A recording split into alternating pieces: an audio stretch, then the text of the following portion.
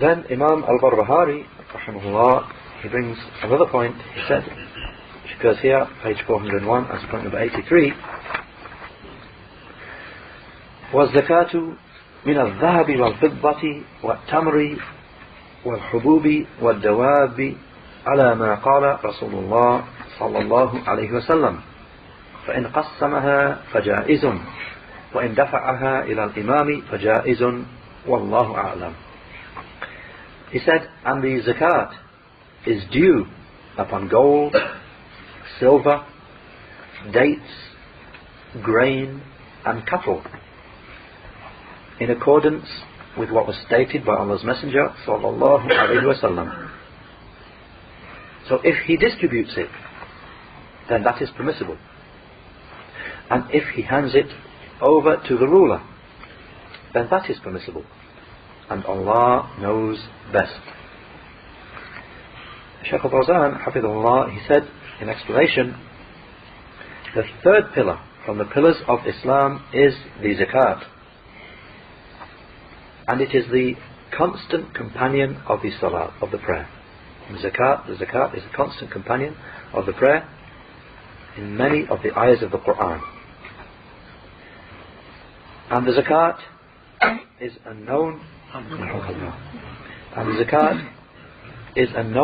due amount from the wealth of the rich to be given to the poor.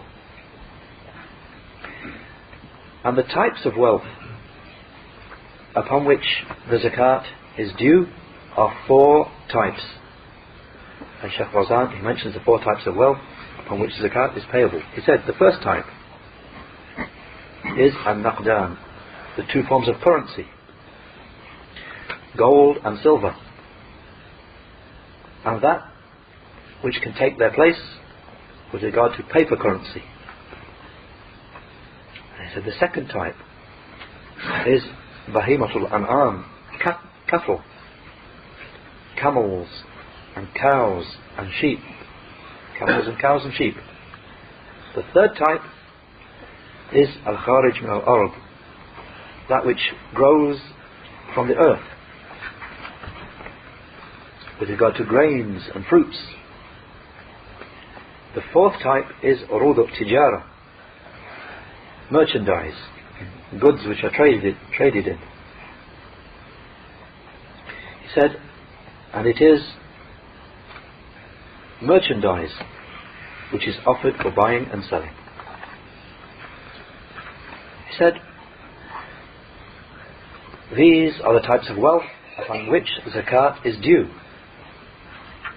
As for everything besides these four types of wealth, then if a person wants to give in charity from it and to donate from it, then that is up to him. The door to giving in charity and donation is wide, open wide. What's obligatory is these four categories here. As for any other types of wealth or property, if a person wants to donate and give in charity from it, then up to him. And he said, his saying, فَإِنْ قَسَّمَهَا فَجَائِزٌ وَإِنْ دَفَعَهَا إِلَى الْإِمَامِ فَجَائِزٌ. So if he distributes it, the zakat, himself, then that is permissible. And if he hands it over to the ruler, then that is permissible. Shaykh Fawzan said, it is obligatory upon him to pay the zakat because of his saying, He the Most High, وَأَقِيمُوا الصَّلَاةَ وَآتُوا الزَّكَاةَ.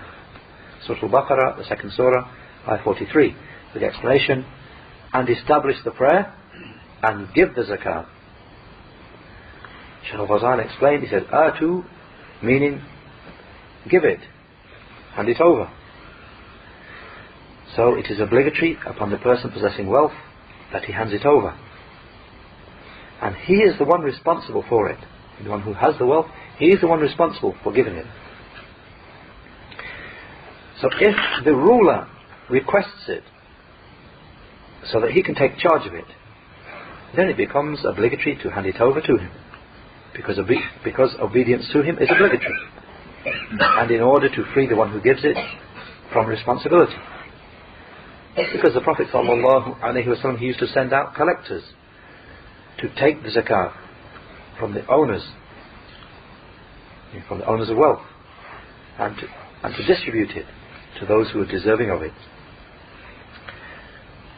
And those who are in authority, they take the place of the Messenger ﷺ in that regard, after him. And as for if they do not demand it, the rulers don't demand it, then the responsibility is upon the person having the wealth. As for the explanation of Shaykh Ahmad al-Najmi, rahimahullah, then he said, just to mention some of what he said, the zakat which is due upon gold and silver is 1/40th, 2.5%, 1/40th. And the nisab, of the nisab being the limit which you have, if you have that limit, then it's payable. You have a certain limit of the gold or the silver. When your gold or silver reaches that limit, then you have to pay zakat upon it. So this nisab, this limit, he said for silver is 595 grams. 595 grams is the limit, is the nisab, the limit above which zakat is payable upon silver. He said, and this is 200 dirhams. And he explains that in present day Saudi silver riyals, what the approximation is. Then he said, as for the nisab of gold, the limit for gold, then it is 20 mithqals, and a mithqal is 4.23 grams. In other words, each mithqal is 4.23 grams, and the nisab for gold is 20 mithqals. So in other words, it works out at 85 grams of gold. If you have 85 grams of gold or more, then you have to pay zakat upon it. And he actually mentions that, and he describes what they're saying, each one being such and such, and he multiplies it. Then he said, and obviously that's just as a side point here, because sometimes people ask a rough idea of what, obviously the gold price, it varies, sometimes it varies greatly.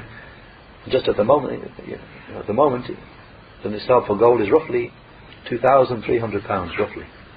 Sometimes it's much less, or the gold price has gone high. That's roughly the nisab for gold, just at the moment. So you need to check it when it varies, what the nisab is at the particular time. You need to pay zakat. Then the Shaykh said, and dates, and what has their meaning, such as grapes, their nisab is 5 wasaq, 5 loads. As a side point here, they mention that as being something like 653 kilograms. If you're a farmer or the like who has grapes or dates or the like, then it comes to something like 653 kilograms. He said, and likewise, cereal crops, such as wheat and barley and corn and millet and rice, the nisab for each of these is also 5 loads. And one wasaq, one load, is 60 sa'as, 60 prophetic sa'as. And he mentions some further details in that regard. And as for the animals, he said, as for the cattle, then the limits for them are well known. Just as a final side point, with regard to one point that Shaykh Fawzan mentioned, the fourth category of wealth he mentioned the merchandise, the goods for trade, as being the fourth category of wealth upon which zakat is due. And this is a matter, what Shaykh Fawzan mentioned here is the view of the great majority of the scholars, that as for goods which are involved in trade, buying and selling goods in a shop, for example, the view of the vast majority of the scholars is that the zakat is due upon them. So just to mention some of the sayings there as a side point, the final point here, on this issue of urud al-tijara, the goods, merchandise for buying and selling, then Shaykh Fawzan himself said in his book Al-Mulakhas al-Fiqhi, he said, more than one have quoted consensus, ijma' of people of knowledge, that upon goods which are traded, there is to be zakat, obligatory zakat is obligatory upon them if a year has passed over them. He said, Shaykh al-Islam Ibn Taymiyyah said, the 4 Imams and the rest of the nation, except for some isolated ones, are agreed that it is obligatory to pay it upon the goods of the trade. You can find the rest of the speech of Shaykh al-Islam in Majmu' al-Fatawa, volume 25, page 15. On the same point, very briefly, without going too deeply into it, Imam al-Shawkani, in his book Nail al-Awtar, he mentioned the same view, that it's obligatory to pay zakat upon the goods for trade. Then later on, Imam al-Shawkani, he changed his view. In other books such as As-Sayl al-Jarrar and Ad-Darari al-Madiyya, that he mentioned something different. He said, changed the view, and he said it's not obligatory. He said, because trade used to occur in his time, sallallahu alaihi wasallam, in all the forms of that which was traded in, and it is not reported from him anything which would necessitate this. And then he commented upon the claim of consensus. He said, and Ibn al-Mundhir claimed that there is ijma' consensus upon zakat being upon trade. He said, but this quote is not correct. So the first of those who disagreed with that are the Zahiris, and they are a group, a sect from the groups of Islam. Likewise, finally, Shaykh al-Albani mentioned in Tamam al-Minna, his view was, he said, what is the truth is that the saying that zakat is not obligatory upon the goods for trade is what is correct, because there is no proof for it from the book or the Sunnah or the authentic Sunnah. And then he mentioned this saying that it being not obligatory was the saying of some of the scholars before, and from some of the Salaf, such as Ata ibn Abi Rabah from the Tabi'een, and Ibn Hazm and Siddiq Hassan Khan from the later scholars. And likewise, as a side point, Ibn Qudama mentioned in Al-Mughni this as being the saying of Dawud al-Zahiri, and also related from Imam Malik as one saying. Wallahu a'lam.